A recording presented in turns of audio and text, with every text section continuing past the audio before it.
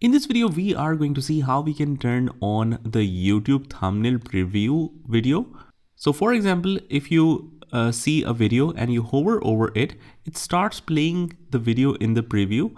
And basically, if you're unable to do this, you need to enable this option. So let me show you how we can do this. So what we need to do is just click on the top right hand corner on the profile icon, click on that and click on the settings at the bottom.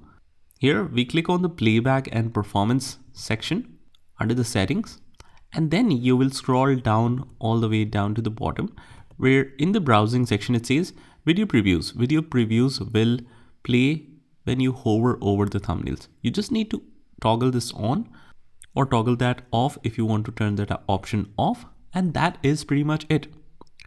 I hope you found this video helpful, and if you did, hit the like button and subscribe to our channel, and I will see you in the next one.